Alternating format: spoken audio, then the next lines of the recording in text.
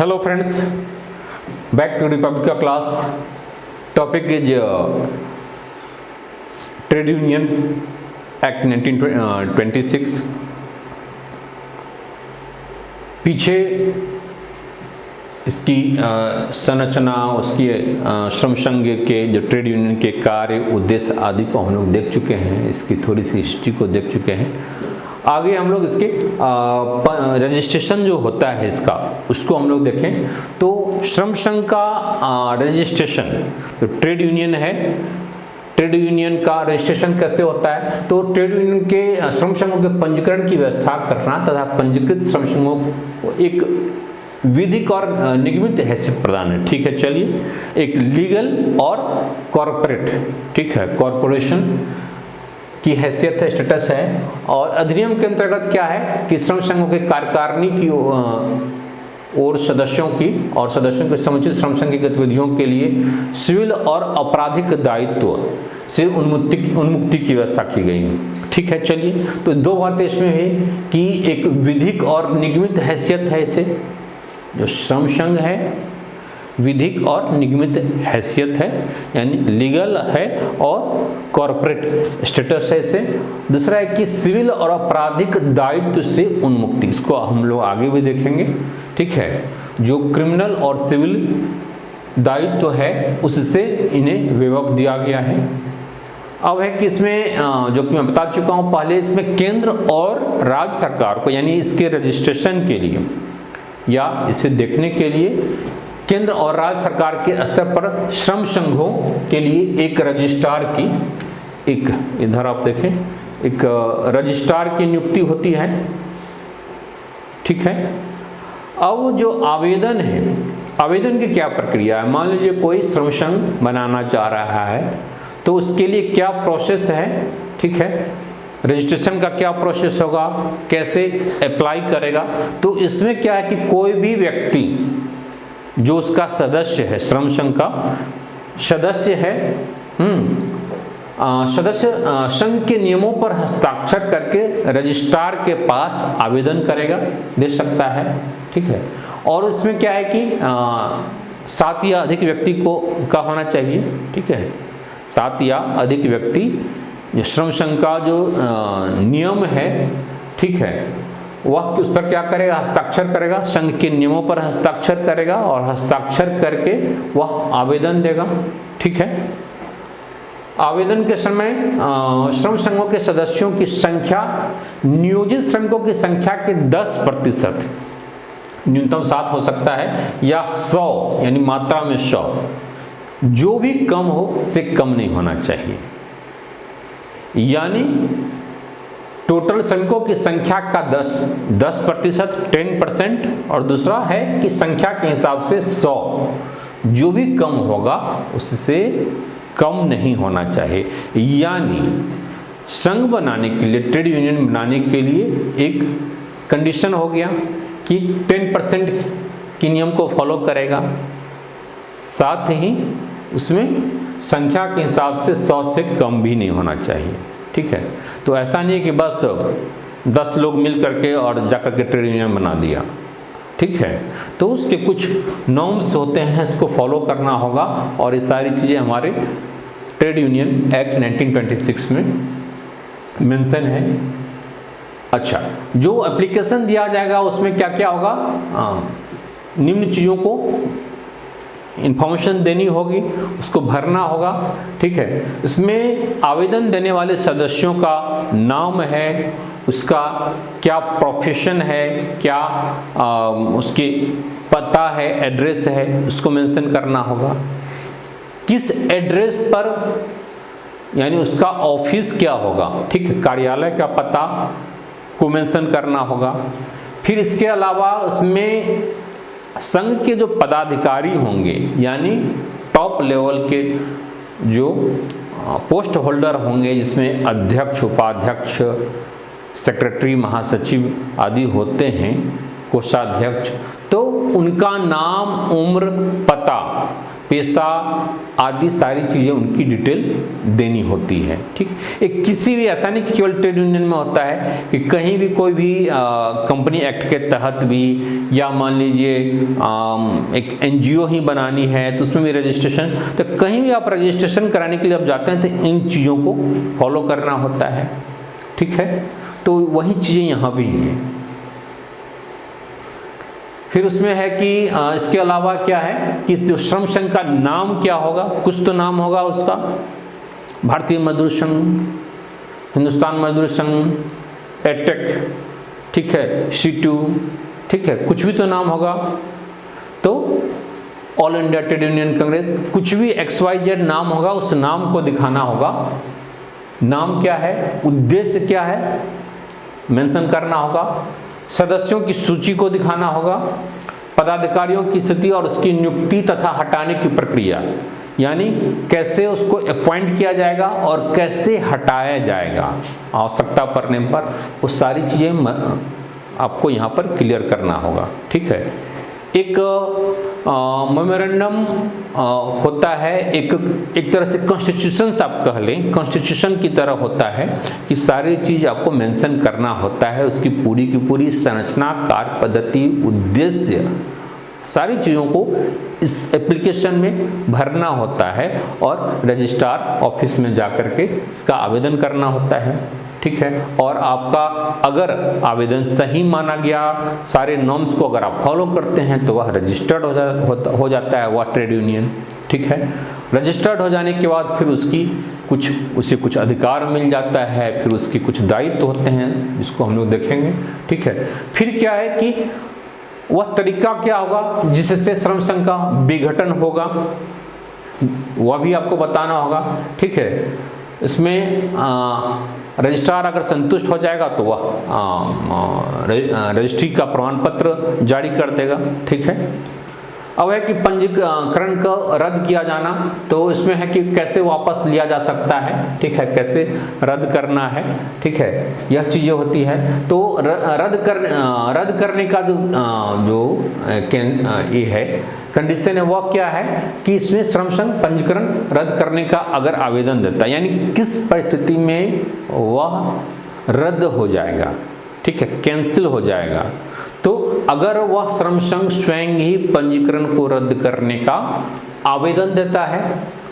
ठीक है, अगर मान लीजिए दूसरा कंडीशन है कि अगर किसी भी धोखे से अगर सर्टिफिकेट ले लिया गया है तो इस कंडीशन में भी क्या होगा, रद्द हो जाएगा।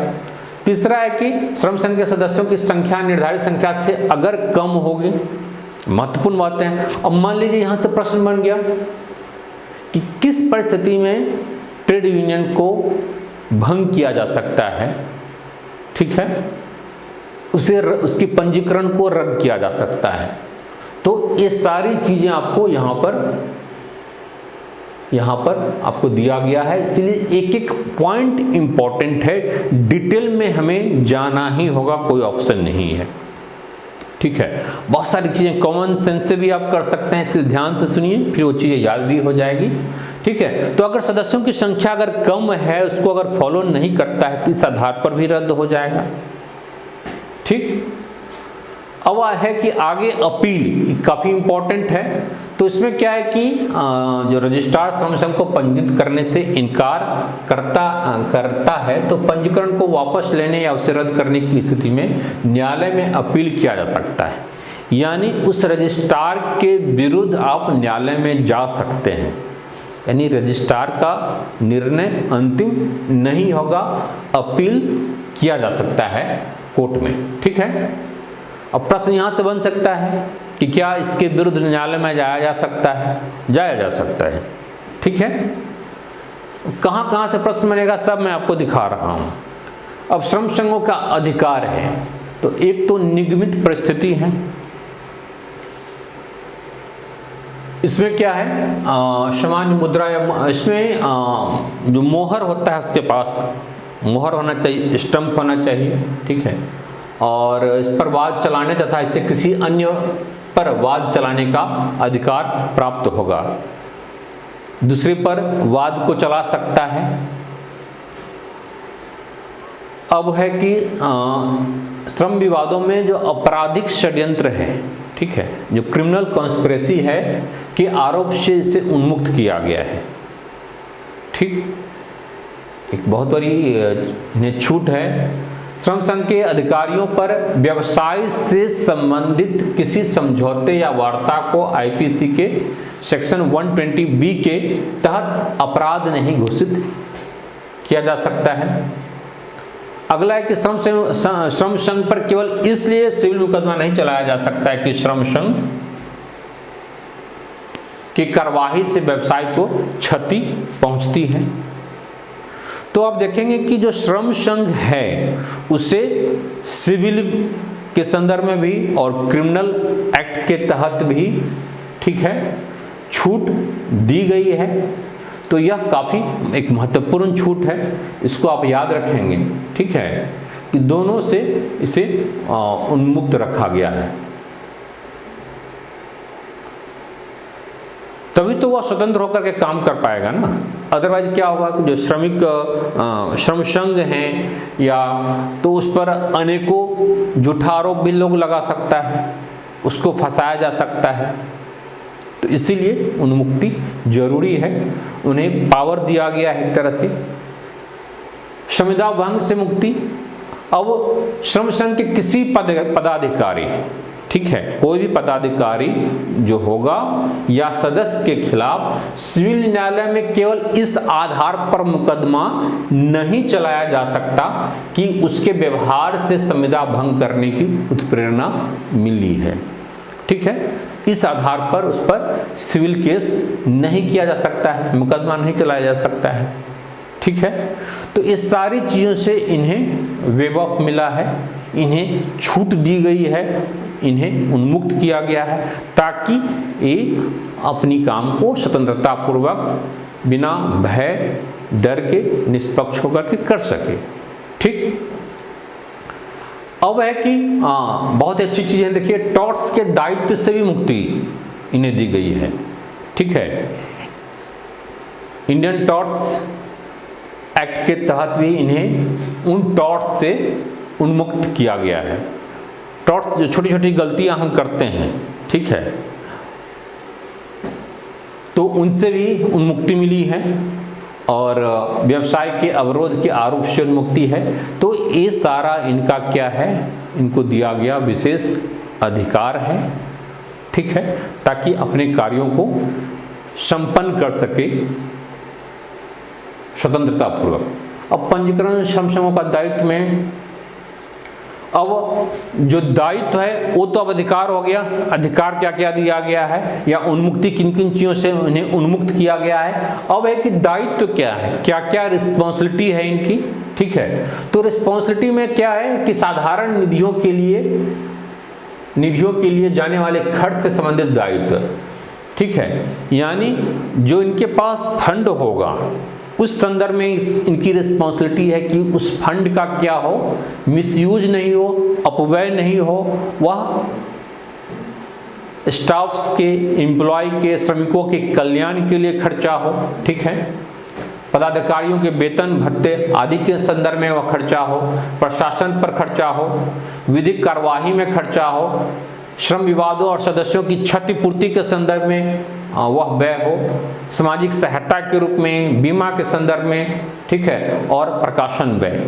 तो उनके पास जो कोष होगा उसका अपव्यय नहीं होना चाहिए, अपव्यय के बदले श्रमिकों के ऊपर खर्चा होना चाहिए, उनके कल्याण से लेकर के उनकी सामाजिक सहायता है, बीमा है, ठीक है, या फिर प्रकाशन पर, विधिक कार्यवाही पर या क्षतिपूर्ति पर, किसी प्रकार की क्षति हो गई, नुकसान हो गया, ठीक है। तो उन सारे संदर्भों में वह खर्चा करने का, व्यय करने का इनकी दायित्व बनती है। अच्छा, राजनीतिक उद्देश्य के लिए अलग से निधि का गठन होता है। अब है कि आगे हम लोग देखिए, पदाधिकारियों सदस्यता श्रम संघ के लेखा वही का परीक्षा किया जा सके, ठीक है, लेखा वही का परीक्षण। साथ ही क्या है, 15 वर्ष से ज़्यादा आयु का कोई भी व्यक्ति श्रम संघ का सदस्य हो सकता है, परंतु श्रम संघ का पदाधिकारी बनने के लिए कम से कम 18 वर्ष की आयु पूरी होनी चाहिए। महत्वपूर्ण चीज़ें हैं कि श्रम संघ का सदस्य, जैसे यहाँ पर क्वेश्चन आएगा आपका, ठीक है, कि सदस्य बनने के लिए 15 वर्ष की आयु जरूरी है, 15 वर्ष की आयु जरूरी है। लेकिन किसी पदाधिकारी बनने के लिए, यानी पोस्ट पाने के लिए, उसमें अध्यक्ष, उपाध्यक्ष आदि, तो उसके लिए 18 वर्ष का होना जरूरी है, ठीक है। 18 वर्ष की रिक्वायरमेंट हर एक जगह है, किसी भी जॉब में, इंडिया के किसी भी जॉब के लिए 18 वर्ष चाहिए, ठीक है। तो इसको आप ध्यान रखेंगे, ये आपका फैक्ट्स हैं।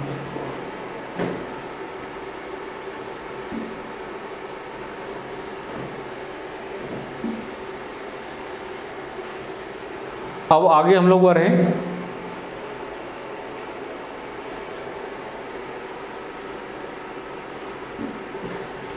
अब आगे क्या है, नाम में परिवर्तन। नाम में परिवर्तन किया जा सकता है, लेकिन इसके लिए 2/3 सदस्य नाम में परिवर्तन का समर्थन करें, ठीक है। तो नाम में परिवर्तन संभव है। सम्मेलन के लिए शर्त है कि श्रम संघ के मत के अधिकारी कम से कम आधे सदस्य मतदान में भाग लेते हैं और उनमें से कम 60% समामेलन के प्रस्ताव का समर्थन करते हैं, तो आवेदन करने पर रजिस्ट्रार समामेलन की सहमति को प्रदान कर सकता है, ठीक है। यहाँ पर क्या है, 60%, ठीक है, 60% समामेलन के प्रस्ताव। साथ ही यहाँ पर कम से कम आधे सदस्य मतदान में भाग लेते हों। तो ये सारी चीज़ें इनके रूल्स एंड रेगुलेशन है, एक तरह से कॉन्स्टिट्यूशंस हैं जिसे इन्हें फॉलो करना है। विघटन के लिए शर्त क्या है, तो इसमें है कि श्रम संघ के जो सचिव वह 7 सदस्य विघटन की तिथि से 14 दिन के अंदर रजिस्ट्रार के पास आवेदन देता है, तो रजिस्ट्रार विघटन के लिए मंजूरी दे सकता है, ठीक है। तो यह अगर निर्णय यहाँ पर लिया जाता है विघटन का, तो उससे 14 दिन के अंदर आपको रजिस्ट्रार के पास आवेदन करना होगा कि इसको विघटित कर दिया जाए, ठीक है। अब है कि तो ये सारी चीज़ें इसकी हो गई। कुछ इसकी कमियां कह लें, आलोचना कह लें, ठीक है, इस एक्ट में है, तो उसको भी देख लें।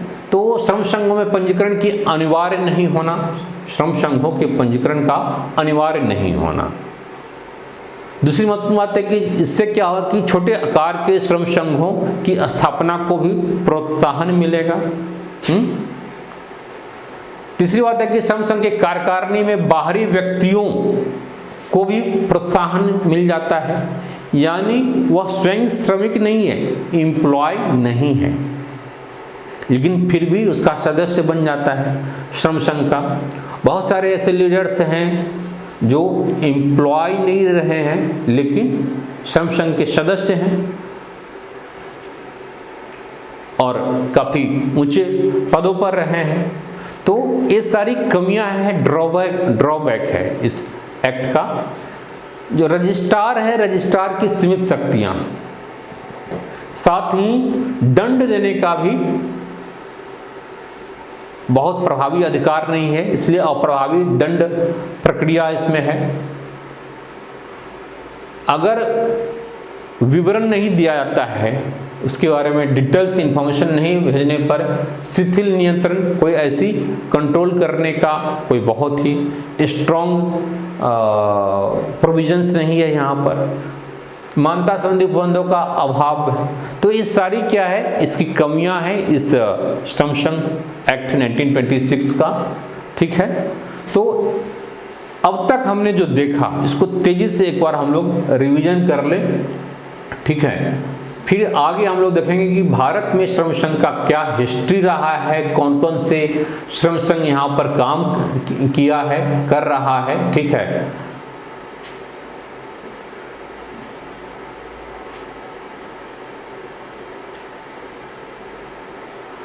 तेजी से एक बार हम लोग रिवीजन कर लेंगे।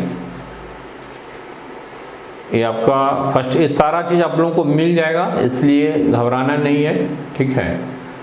ये ट्रेड यूनियन एक्ट 1926, यह आपको याद रखना है कि इस 26 में यह एक्ट आया है, और इस एक्ट का उद्देश्य क्या रहा है, शॉर्ट टर्म उद्देश्य क्या रहा है और लॉन्ग टर्म उद्देश्य क्या रहा है, ठीक है। मूलभूत उद्देश्य यह रहा है कि संबंधों को नियमित करना, विनियमित करना, रेगुलेट करना। तो संबंध किसके, तो एम्प्लॉयर और एम्प्लॉय के बीच संबंध को, ठीक है। साथ ही एम्प्लॉय और एम्प्लॉय और एम्प्लॉयर और एम्प्लॉयर। कुछ डेफिनेशन है, डेफिनेशन को हम लोग देख लिया है कि सिडनी वेब ने क्या कहा है, या फिर कोल साहब ने क्या कहा है, या फिर स्वयं श्रम संघ अधिनियम 1926 में क्या कहा गया, किन बातों पर जोर है। तो सब में मोटा मोटी बातें यही है कि संबंधों को विनियमित करना है एम्प्लॉयर और एम्प्लॉय के बीच, फिर श्रमिकों के हितों की संरक्षण है, ठीक है, और साथ ही उसके सुधार, विकास और कल्याण जैसी चीज़ें हैं। साथ ही अस्थायी और अस्थायी टाइप का एक संघ है। फिर हमने देखा कि क्या आधारभूत तत्व है इसकी, फिर श्रम संघ का प्रकार को देखा कि कैसे भौगोलिक आधार पर है कि स्थानीय, क्षेत्रीय, राष्ट्रीय और अंतर्राष्ट्रीय, और सदस्यता के आधार पर है, तो सदस्यता के आधार पर शिल्पी संघ, औद्योगिक संघ, ठीक है। अब उद्देश्य के आधार पर, तो उद्देश्य में शॉर्ट टर्म का उद्देश्य भी है, जिसमें बेहतर कार्य दशाओं को सुनिश्चित करना, कार्य का घंटा है, उनकी छुट्टी है, उनकी वेतन भत्ते हैं, आर्थिक सुरक्षा जैसी चीज़ें हैं, ठीक है। तो प्रबंधन सहभागिता जैसी चीज़ें हैं, जो भी डिस्प्यूट्स है उसको निपटाना है। लॉन्ग टर्म में है कि उनका राजनीतिक शक्ति का विस्तार हो, उद्योगों पर श्रमिकों का नियंत्रण स्थापित हो, समाजवाद की स्थापना हो, उद्योगों की राष्ट्रीयकरण हो। तो ये सारा लॉन्ग टर्म का उद्देश्य है। प्रश्न यहाँ से बन सकता है, लॉन्ग टर्म उद्देश्य के रूप में क्या है, शॉर्ट टर्म उद्देश्य क्या है। अब एक श्रम संघ का कार्य क्या है, तो संगठन से संबंधित कार्य, फिर सामूहिक सौदेबाजी, राजनीतिक कार्य, कल्याणकारी कार्य और विवादों का संचालन, ठीक है। इतने सारे कार्य हैं। फिर आगे है कि जो कार्य करने का तरीका क्या है, तो कार्य कैसे करता है, तो वह कल्याणकारी उपाय के माध्यम से। दूसरा तरीका है सामूहिक सौदेबाजी के माध्यम से कार्य करता है, कलेक्टिव बार्गेनिंग के माध्यम से अपनी बातों को रखता है। राजनीतिक कार्यवाही काफ़ी इम्पोर्टेंट है। औद्योगिक कार्यवाही वो भी काफ़ी इम्पोर्टेंट है, जिसमें हड़ताल, धरना, प्रदर्शन, बहिष्कार जैसी चीज़ें हैं, ठीक है। राजनीतिक कार्यवाही में क्या करता है, अपनी बातों को सरकार से मनवाता है, उस पर दबाव डालता है, अपने अकॉर्डिंगली कानून बनाने के लिए सरकार पर दबाव बनाता है, विभिन्न प्रकार के वेलफेयर कदम उठाने के लिए सरकार पर दबाव बनाता है। तो ये सारी चीज़ें हैं, ये पूरी की पूरी एक प्रेशर ग्रुप में यहाँ पर काम करता है। उसकी जो कार्य पद्धति है एक प्रेशर ग्रुप के रूप में की तरह है। अब है कि इनका जो एडमिनिस्ट्रेशन होता है, एडमिनिस्ट्रेशन ऑफ ट्रेड यूनियन है, तो उसमें हमने देखा कि उस संरचना में या एडमिनिस्ट्रेशन में एक साधारण सभा होता है। साधारण सभा में सभी जो भी इसके सदस्य होते हैं सभी इसके मेंबर हो सकते हैं, मतलब होते हैं, ठीक है, इसमें शामिल होते हैं। और हमने देखा कि ट्रेड यूनियन में सदस्य कौन होंगे, तो 15 साल का उम्र होना जरूरी है, लेकिन पद को पाने के लिए उसमें 18 साल होना जरूरी है, ठीक है। तो साधारण सभा है और क्या करती है, कार्यकारिणी के सदस्यों पदाधिकारियों का भी चयन करती है। साल में एक बार इसकी बैठक होता है और नीति और कार्यक्रम को भी तय करती है। कार्यकारिणी जो होता है, जो एग्जीक्यूटिव बॉडी होता है, उसका काम क्या है कि जो नीति या कार्यक्रम के संबंध में निर्णय लिया गया है उसका संचालन करना, ठीक है, उसको एग्जीक्यूट करना, ठीक है। पदाधिकारी में अध्यक्ष, उपाध्यक्ष, महासचिव आदि होते हैं। अब महासंघों का जो श्रम संघों का पंजीकरण है, तो पंजीकरण के लिए उन्हें आवेदन देना होता है, और आवेदन में है कि कोई भी व्यक्ति उसमें उसके साथ 7 आदमी होना चाहिए, ठीक है। नियमों पर सदस्य संघ के नियमों पर हस्ताक्षर करके वह आवेदन करेगा। इसमें क्या है कि 10% और 100 से कम नहीं होना चाहिए, यह आपके लिए फैक्ट्स इंपॉर्टेंट हो सकता है। दूसरा है कि जो आवेदन देगा वह रजिस्ट्रार के पास, तो रजिस्ट्रार उसमें क्या होगा, नाम, जो आवेदन देगा कोई व्यक्ति उसका नाम, पेशा होगा, फिर साथ ही जो भी पदाधिकारी होंगे, ठीक है, यानी अध्यक्ष, उपाध्यक्ष, महासचिव, कोषाध्यक्ष, तो उसका भी उम्र, पता, पेशा ये सारी मेंशन करना होगा।